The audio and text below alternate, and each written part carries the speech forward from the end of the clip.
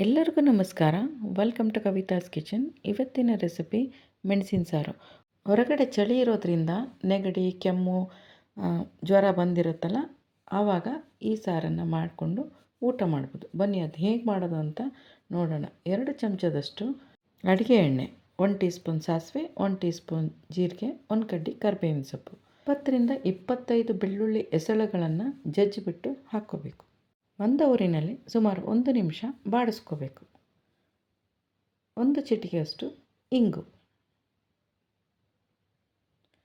3ರಿಂದ 4 ಚಮಚದಷ್ಟು ಹುಣಸೆ ರಸ, ಅರ್ಧ ಚಮಚ ರಸಮ್ ಪೌಡರ್, 1 ಟೇಬಲ್ ಸ್ಪೂನ್ ಧನಿಯಾ ಪುಡಿ, 1 ಟೇಬಲ್ ಸ್ಪೂನ್ ಜೀರಿಗೆ ಪುಡಿ, 1 ಟೇಬಲ್ ಸ್ಪೂನ್ ಅಚ್ಕಾರದ ಪುಡಿ. ಇದು ಮೇನ್ ಇಂಗ್ರೀಡಿಯೆಂಟ್ಸ್. 1 ಚಮಚದಷ್ಟು ಕರಿಮೆಣಸಿನ ಪುಡಿ. ಸೊ ಎಲ್ಲನೂ ಹಾಕ್ಕೊಂಡು ಚೆನ್ನಾಗಿ ಬಾಡಿಸ್ಕೋಬೇಕು. ಸುಮಾರು 1 ನಿಮಿಷದಷ್ಟು. ಎಣ್ಣೆ ಎಲ್ಲ ಬಿಟ್ಕೊಳ್ತಾ ಇದೆ ನೋಡಿ. 1 ಕಪ್ಪಿನಷ್ಟು ಬೇಳೆನ ಬೇಯಿಸಿಟ್ಕೊಂಡಿರಬೇಕು. ಸೊ ಬೆಂದಿರೋ ಬೇಳೆನ ಆ ಪಾತ್ರೆಗೆ ಹಾಕ್ಕೋಬೇಕು.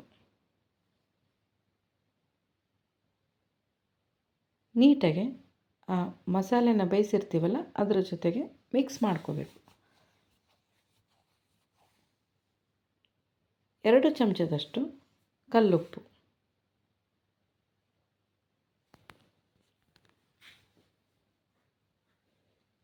ಮುಚ್ಚಳನ ಮುಚ್ಚಿ 2 ನಿಮಿಷ ಕುದಿಲಿಕ್ಕೆ ಬಿಡಬೇಕು. ನೋಡಿ ಕುದೀತಾ ಇದೆ.